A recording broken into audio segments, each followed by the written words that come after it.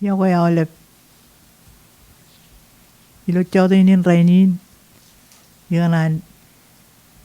idok wadangan ale wajnanin kule kaude im kamolo le labangan temeri lang kenya goyawan echap chamalawajan kit kachuyo imelap tada kan manadinar ragim karain ragiro ilo yagli jawo kachuyo ibalagan ilang kinar chairperson line kabiwa impai chairyo and parent zakiyes leroj imiro yoroar ilo moyo imani roj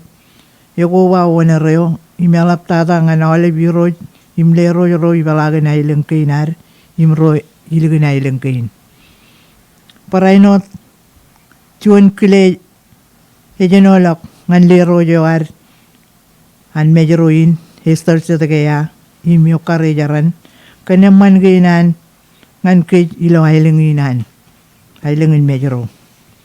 President Hilda ini im cabinet yawan speaker empai speaker yo ima leben uan niti jalawar ilo ailingin parchuan ikanan kile rodem jit meranit kukudog idurun radio wire nganer kobado gupemeng ameng liwat cicu nano yakarangan program inam ek kay iwajilo alip charere odem jit nganami rong jagay imaro tibangron kamililigron kan manidagainar im Kajin inar claim kaude rain matayjin uje kami tractor rain kami jiner rain tergagi rain kabuye rainar ilo chawdinin rainin echaino dilo wawinar karigujilo alung ko rechamalak ejuj program inam nganap kemililig elang yan melele ko kitchen manadinar em Kajininar ijala chanien yang anien tijlewat elang nan ko nganar kadangin ron wawinar kanono kagi wawinar tibeli im wawinar kajarbali elang bar men ko mekkajang merong bar kemeng ni bar tilmagi wat nganam tibang ko malaptada mama im pabaro achinen chemenajiri ro luchikin chugulo pochejloy poyen merong polelar ledo ledak charbalin ay wit perverion ajiri ro nir empo yang ajiri ro nir recep calagan mingain inna me men nawrak po mama pabaro achinen chemenajiri ro kachuyo ren chijudurun redo kachuyo ilo rani cari regeno dimjit kemenaju dokka kemanadagainar im Kajininar pecce jalai eminni nawrak peccen loriod mingain eno dagai chat minni caraman war cence merilang ar kajaraman ke kanailang kainar manadainar im Kajininar em jan uday purwe milo chawdinin rainin parchuan alen nganam yudok kakukudog pemiwit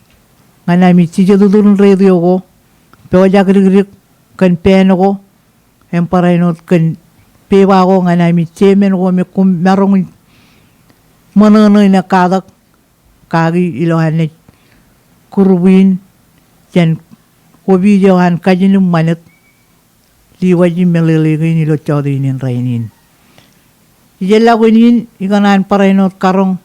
rodem ibalagan majalin kanilang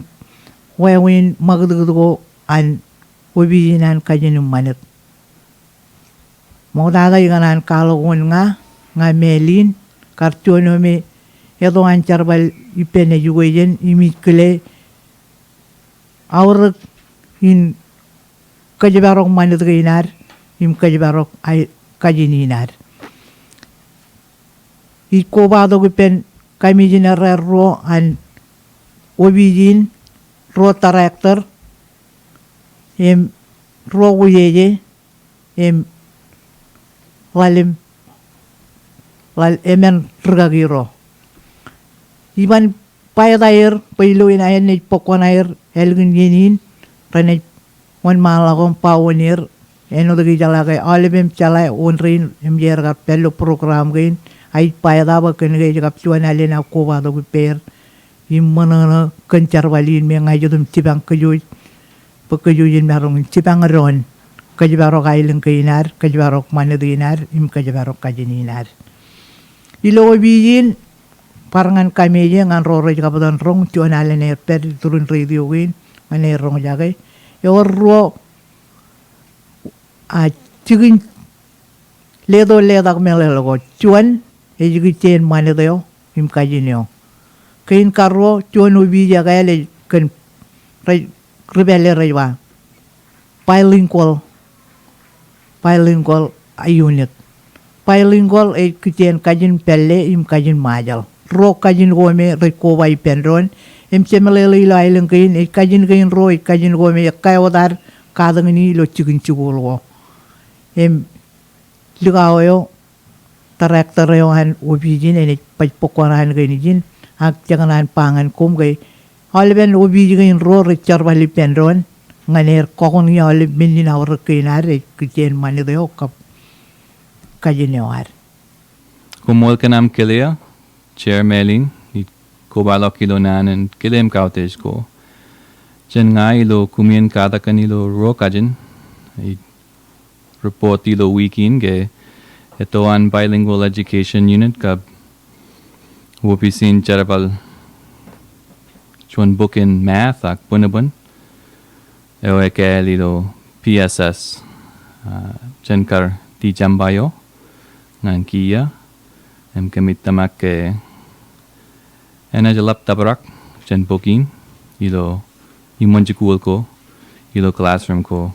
kitchen air katak kan unin math me kano janaurak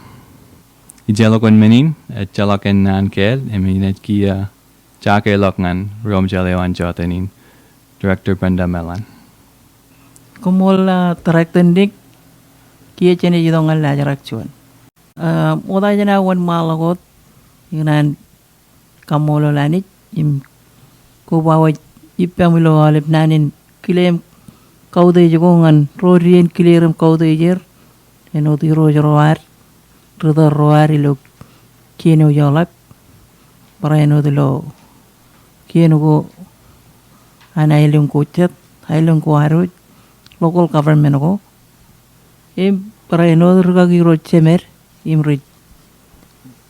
terga jelo meurin chatup ginan bar kajara maniok chair enota kay kapachuan katanam perilo program ini chuan yeno yang mana nganaru kubai penron ilo yeni nganar dan kualakan radio program ini ancoda ini raini iban barpok chuan yena itu kalau itu kau nganar kualak lajarakin program ini enot harus kijang kamane mokotalak lajarak chuan catana nangan kacimui mejar kapotok catana nangan kacimui lajarak ro lalim nangan katak poitin chala katak pendron ilo arlewa jilo radioin lajarak cilu ebo jagdo chuan caban kanan lajarak emen kacito ko janar mejoro lajarak walim cuyo urciri ko tagalo programin ilo iya inagal chun linga jenela chun linga ngan mene cimoyan ledo lingain ene war kawinin kano jorong jagay moda janam ilo lingain ka ko ay gu ledo kuwa kayo ilo todada wanje wale mawa chuta eligin lengain inne mene chamologan programin ako yang ini awal ben lajarakin radio programinan manadam kajin ilo chawda inen rainin ini jawan malagot kia letongan ke lajarak chuan Chat nanangan kachimay. Chen yenangan yen or chejarong jagay an ilang arami jag, ilang hajiri jag. Ralak kono go or chat nano go recep cicit air pa. Cejitonganar paldukun kualak tu cumainar panan gainar. Nano go cagar ilo lajar ke cinung tata nana kana ro. Yim kap yim. Kajumai janar pa yim ngan im. Ngecetan kajarban nanin im. Imi. Jan kajumai janar pa yim ngan im. Im ejnane na kagopai ro nan agayuno ko. Cemerong wancongok cemerong pa. Raij yim pilawai. Hik yim me. Kue yim nga. Ak ceban pa. Ecep cimuyar pa. Raij yum pilawai. Hik yum me. Kue yim nga. Ilam kajar bale pa yim. Kue yim nga. Ak yim nga. Yim me. Raj ecep cimuy. Iluar pa nanin. Cemerongin kilegay. Kujak katak kanan. Ngajap emarong kue rilin me. Yabilo lam kanan. Ak tu cimuy ne. Yim. Ngakwaitan kubay ro men ako. Eno dar karpor leo jila wancong oke. Kue yim nga. Ake merong pa ik yim me. Ewe ngini nano ko kajumay janang pa yim ngan im. Im ngan im. Nanin kajumay kain karo nan ne nana kana cibarong air pa may cep cicit ba cenolok im cenakonok kajumay janang pa cenolok im cenakonok ngan cenolok cenolok im cenakonok ngan cenolok nani ujimay na cenolok nileo jelo chuan wancongok ba elabar cenolok kun manidinar ecep cenolok imi cep cenakonok ak cenolok parchuanale ni nebareli ji wancongok elabar cenolok kun manidinar parchuanalen kajumejen ampa cenolok im cenakonok ngan cenolok. Aku irugay ni nanin kacimuy ko cagar kapiuto gulo lajarak cuan. Akiya ceni cejudo kiya ngan lajarak ro. Nana ngan nakatagam calay. Nilelak yeni ngan rugagi cora. Kuen podo nani kin kajuan ilo lajarak ro. Mol rio mejal kanam por kileo ngani perudlo awin kileo kap kaudich. Korar walo kipe makaboy penceri nar nane ukin kajo nilo lajarak ruo ye nane arwaru mukataw chena un malakot ken melelewan ka buawin kajar bali lo chunion ngani un malakot cibele cibela nani ne cibela nudin a tri u wi a tri o ni baraligi a tri u wi a tri o arwaru melelewan nanin yebe niglip tada yana olip yep kain cibujup kain cibujup ak todo yanan eitok cik kejar balengan kakani edit akan negan me pop ni mengo yellogot ni bareligi yebe niglip tada yana olip yep kain cibujup ak todo yanan eitok im cik kajar balengan kakani edit akanni kenme bob ni im menago ya lakot kia kajang walal tangan kilen kajar bali lo chionion puin kun melich ya kilen kajar baleo ya ba tari komro lari kana chadu me adi me kana na ilo arwaro ne im poko jangan men ini boreli tari komro lari kana chadu me adi me kana na ilo arwaro ne im poko ngan men ya ngai tama kali kun alkar melich amakar ronga jaga nanu kin kayo nilo lajar ro ban berpuk juni na itak ini lelangan kami jina lagi yo ini jon mal ko kan nanu kin karo kumbol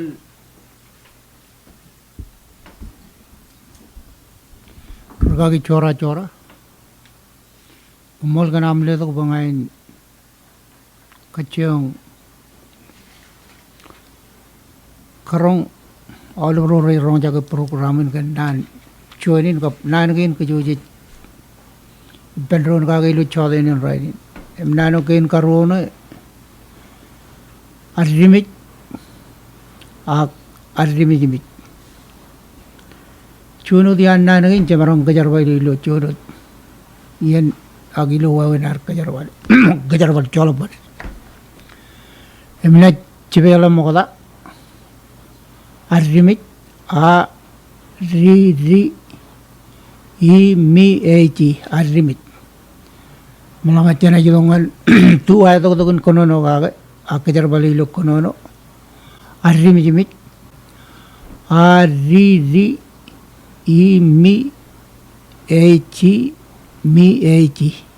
arrimit ya wa malalan nan e ba majano ubel ralogin magdudak perbajik ngejab emanar meur perchonalen ngan melelewan nanin majano ubel ralogin magdud ak perbajik ngejab emanar meur aku kiaglen kajar bale yang ane ba ilukun arrimit arrimit rainin kenal labret percunalan kelen kejar balik ya pak ilukun arrimit rainin kenal labret ya pak yang ana nano kain karo cibelan melelen kap kelen kejar balik kina ilalongan Wilson not kumbol komisioner nano kain kajilu ilo radio program ini aja Achunun yang kelen cibela a ci u ni bar cibela juan katen a ci u ni achunun melalen nani na chunun melalen chongo agilo radak eka air ba singer chongo ilo railik chinger ilo radak melalen nani achunun enota garba chongo ak chinger kilen kajarbale elukun laban achunun kanigin won impego ak kanigin won impego elabair echet kanigo elabair achunun ak elabair chongo ak chinger nalaleone kiye ina lelo kiyangan aujeje ade pen won ma lago dengan nemba yokin kemen Kumul Commissioner Wilson iganan ko bawo dilo nanin kaude ko biyago yago hawlep karwai ni kiyo jawle lobtata iganan karwai ni seri nar yo pagaron ki obijinan manidim Kajin nano kain kemen ejaba arim ligamich Moda jana kalau melalen kap klen kejar wali liyon ina cibele dok nanin arim ligamich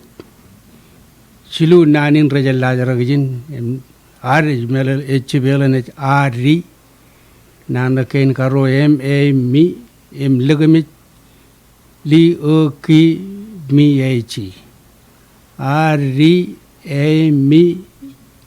li ki mi echi arem ligmich melale nanin ejiba menugo punir imayir rajar chulit ngan mich ngan indrio ne jabara li jejiba menugo punir imayir rajar chulit ngan mich kiye na jele to glo jon yon ngan klen kajar bale ejiba manit im kajini nar rajarem ligmich manit im kajini nar rajarem ligmich yangi naneo kain kemen ijamin pukchoni naidok agi na jile langon wuje chekni ngan pogodok nana kain kalalem kumol wuje tigaradi mamaga chera ba un malam na tulima ga nana kain kalalem na ko ba julo nana kawdi kamolul em yo ngana hol bro ro jaga program do chodeni nana ba ang charchar mama chera na un malam kalau cicu matan ge nani ina chibele ba ngi chiari ang charchar ibar chibele ngi chiari ang charchar angani kajuran ani dokdo ang juwi kajur in angin nan ruina neighbor elji angin im kajuran ani dokdo ang juwi kajur in angin nan em adongan kilen hari kajar bale jwa keduyo choda eboyan ang jarjalok keduan chanrai neighbor elji keduyo choda eboyan ang jarjalok keduan chanrai matane kin karo konsep kaini bada galala banai poi ya gari kang jarjar neighbor elji konsep kaini bada galala banai poi ya gari kang jarjar ibar bor pajon nan ijil lagun nan gi im kay to kalau dai na kejbala gi nin kan riam jalayan chaudeni prendamelan kumol uje chekning em kiye mujare ang tabarok lajarak chilu ngan arlewa chapan kananeo chagar kabe togolo chaudini em ngi imarong kiye le dongan kamisina ram uje ram chirim ngarong wal le to chat melala ko igichen chapan kanani im chapan kanani ba kar tubutup kartain kar tubutup temarong ko lewa jangan chunya miang mol yawa inaj bagot dan mana rajang pa tarmelo kanan ekaru yen gain inaj eno daba tarmelo dam kamelele cijiru matan melele ko anan gain jarong jan di penro talagu yeram ramelele kan kain melele kapnan gain ramelalim rawrilo manten ailen gain em nano nei ba kardup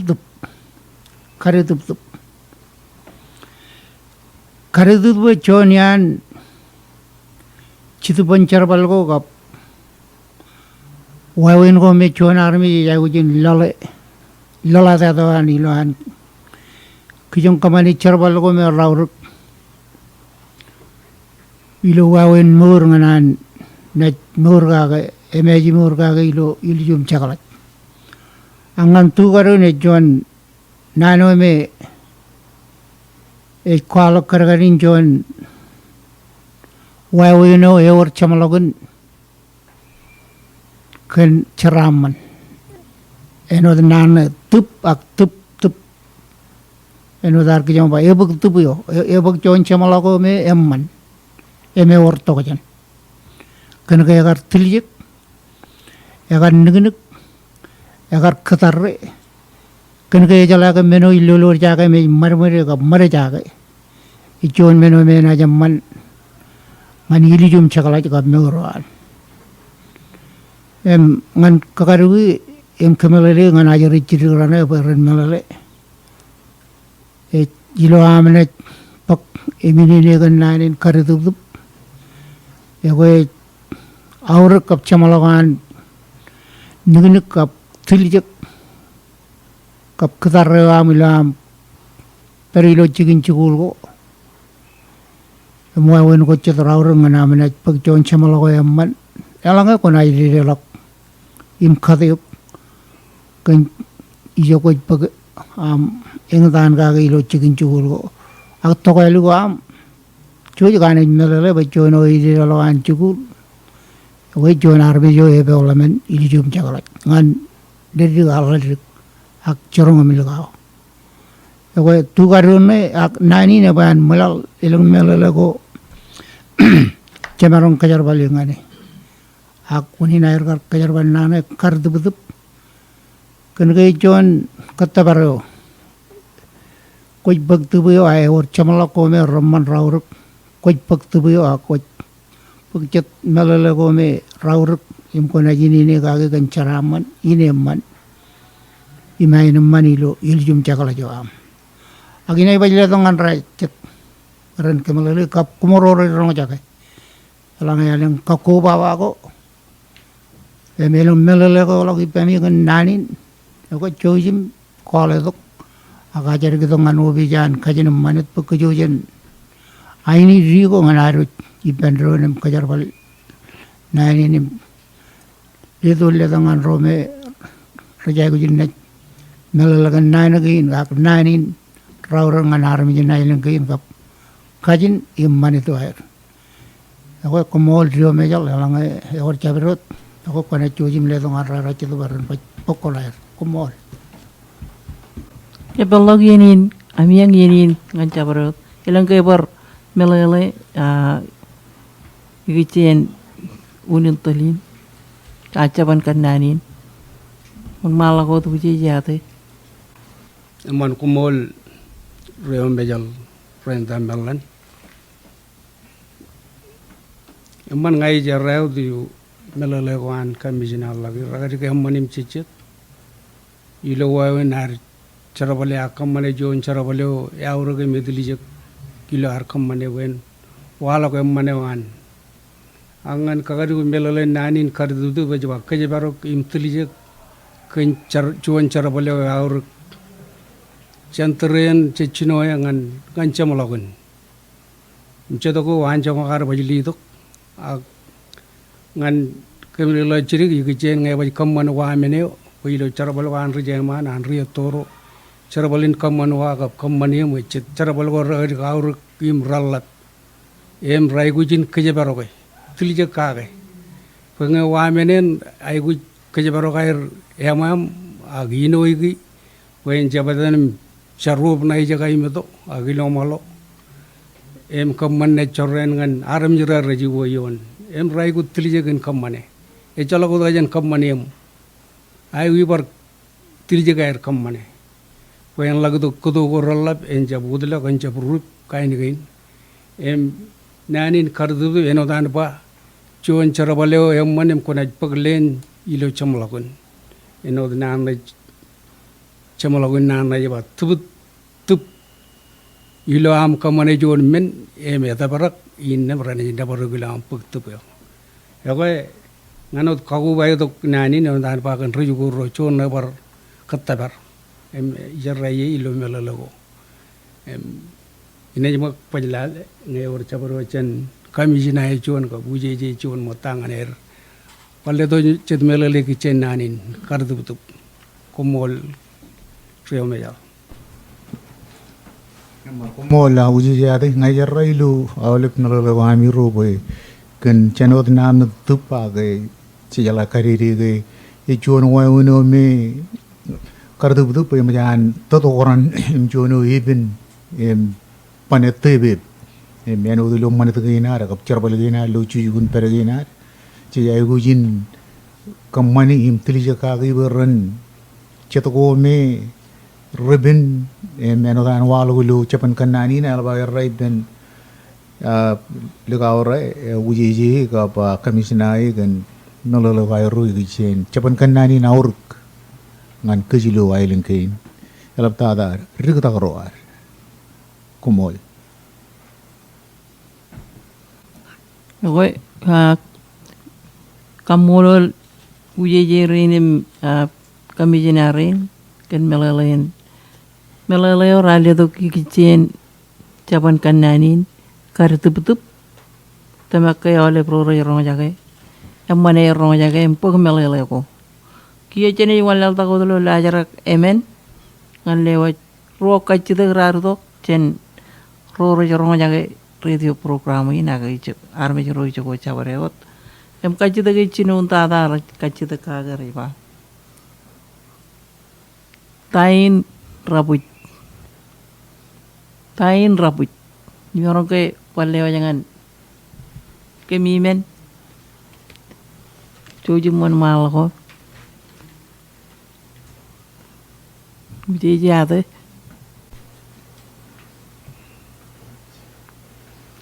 Overmol Rio Majal ke naam kiliangan kemele lagi nan le chona nan auruk rabuci lombo ran gain je kajarwal kain charwal nan ribelle ilo ar kammanan trego to ya kan rio toro chije de turun kije game rang nano juan kammanan ngerar bajal ber charwal ranen chala ke mata gain pun dia rim kain gai ya ko re chije de turun kije ganam rang pachigam kammanan and pun dia ever wor jon belele jelaw ni loer re rang ar ko ni bun nier ber en chago motan epana na jaga jini bun nier ran marong cholo ko woni kin jene bun nier em raini no da ba je kajarbal kin yatabu konan rebelle ngi mata ri ra kain bun nier em kamena ak yang ne rijeman ak ri toro rogen kajarbale em nano na rabu chije turun kije ganam rang em kamena pajik ngay walang melele ben commissioner rachet ka puje jana mata aman ko mol mal jujumon mal lawo ngay or melele jakane ako param mol edan ilo melele ko an wuje yade chito ko ala bayr yamman ilo an kumrele dinani rabich agilo ailingani awil kana ekkayar polok yem kakji alapta da ilo trene chara rokwar ngaje jamma chanail nganail alanga je maraba te chakari chala alanga je maraba alapta da ngaje idu da gilojit agi ilomado yago ekayar kun men abunu en punnire alapta da mana jana ji pen ratak agi pen jana ji pen railik en punnir e chiga jong malak ailengka kajo jong kijek em rang yi em rabuch akuiwe ngan cholok monene jinen punir komol uji ya de magap commissioner kan melelein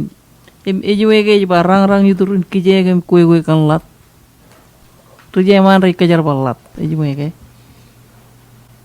ay de jume rai kajar balat de peri targi yedum potom kajar bilang kue ni pun nier ngeraja pernah ni pacik em kerja lak nukuiri dekat pacik ini pun nier em ngai. Aku kumuru lukune mall. Aku wan mal aku uji cek ni. Nana ilun yang mendengar kata iji jaga jaga.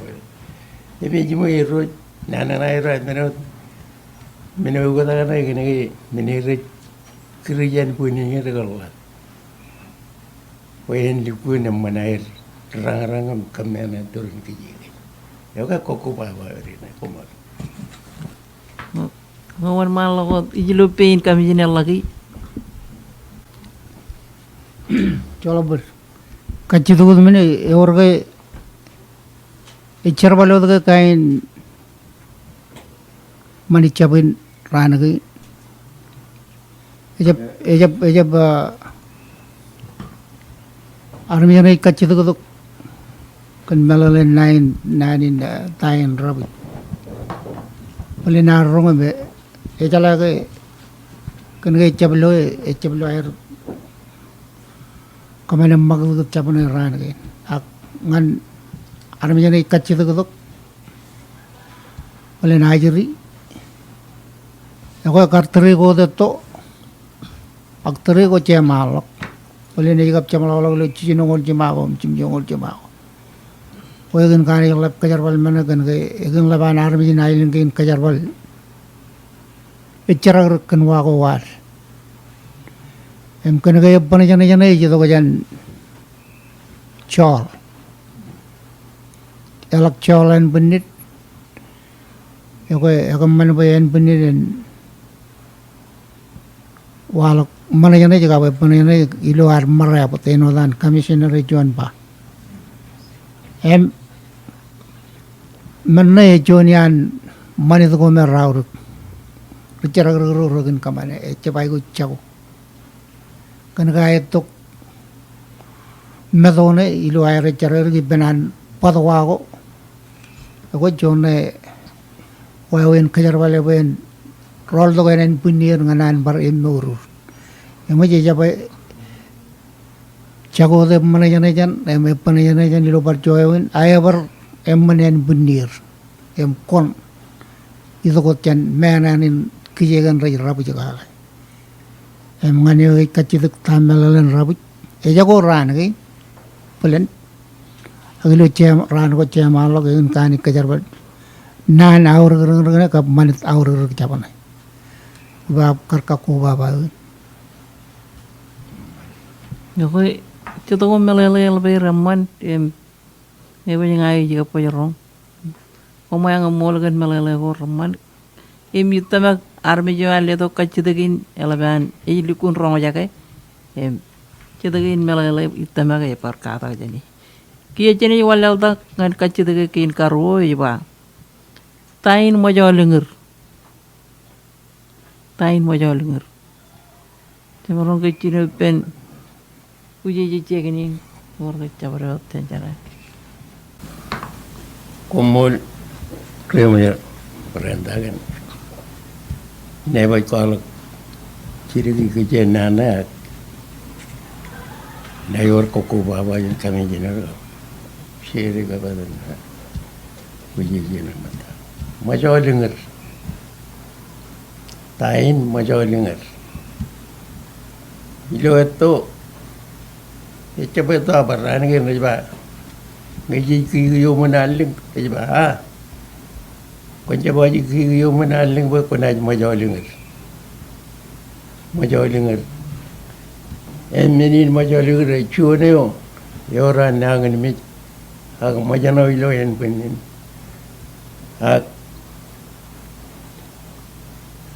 yang benin agak ilo kalau malah kau jangan wahan ini akawat an kemancaran cuman army juga me macam dengar akawat an kemancaran gini kalau malah kau jangan wahan yor corani agak ugo katakan kalau malah kau jangan wahan cep cici dulu kalau malah kau jangan wahan Yokai pun juyar, orang jaga pergi ni, pergi cuma ini bela tomangan kami jenis raya. Ruji jual mata kap ceri. Warga melele yang cakane.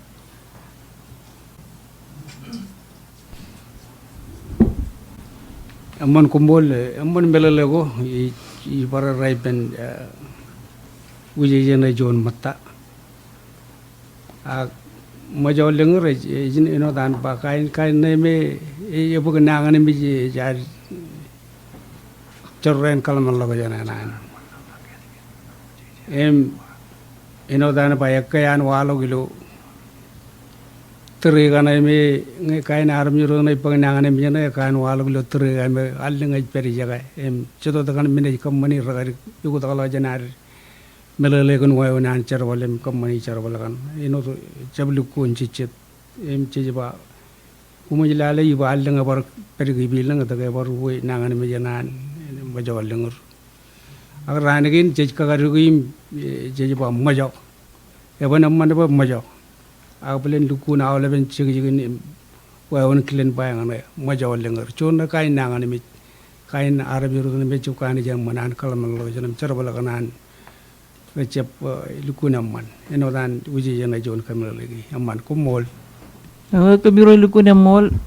ko cigi to ngal lajar lalim em teni lelangan yo meni podok chuyo Umol pruyo mejal prenda cada perdo lo lajar lalim e cin chuyo im chuyo chodini ne rumai imine kwalo cirik melale ki cin chuin rumai e jaban udin chuin e chuin relik jabar mual ilo wadoyan medan mun kirin ilo air ngabalap karangan pewe nado kuar ilo ailingin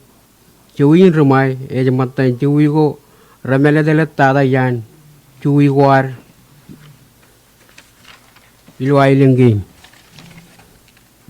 ulinair ba melin kenege agar worchuan dere ilo ran ko etto yuro kardere ko rar kelamnak in man olebro ilo chuin im terlok bugir akhir rumai ro rar celai menin rar kamane chuan kel peren arun rube beran wa wen yo rar kamane e je penge rejelo ke nana lang ren kama oleb kinir yumir na inamit beren katan botake ren kijiji age jabge kelimeniore kamani pe yuro ren jab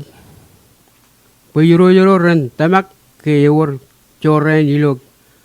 kalman logajen wire egarendio air kamani kelio mantak email kita yuro prelalir yumpape enwo tanomeran cinjem manir pecarakan rubriak tayo cenai toko jengi cemanir ki pibu menran elikita yokotak yuro lamanak yimcep manir elikita yokotakan yuro lamanak yimcep manir yimrumairo prar pior yimcep mit yengil muni nerba cuwin rumai ramere deletada ejken munin ego jirgin melale ange or melale go jam chodinin komaron kurto go bijin aga champotok aga loto go bijin nim leto ko raberi pam lo chin melale cuwin nim wana bar bog juan yeno etok ayine kaja pelangan prio mejal prentan malan Kamol rosen ganam letok chuyo em kia citongan lajarak cicino ngan lewat lengayawan radio program ilo chawta ini em lengayawan ay ba lenga yatan pobuen me raja ba pobuen chotal yatan pobuen chotal yan chujim ka letok gua ko yam ngan Opij Kajin Ṃanit mukota eliktada wonche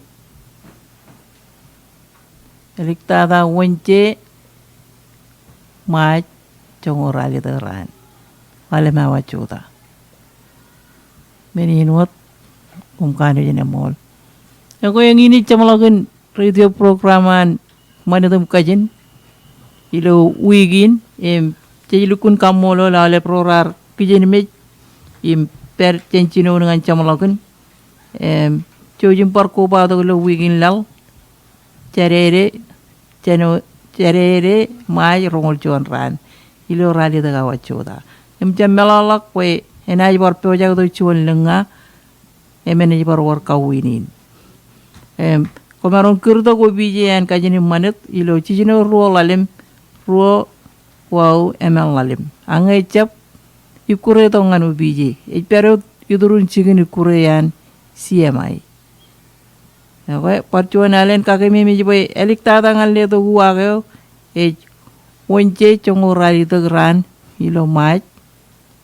lo lalim awa chota. Jen kia malak imelik tata wonche chongo rali to granin Ṃaaj. Meninot ani jen kajaraman kejo jalep.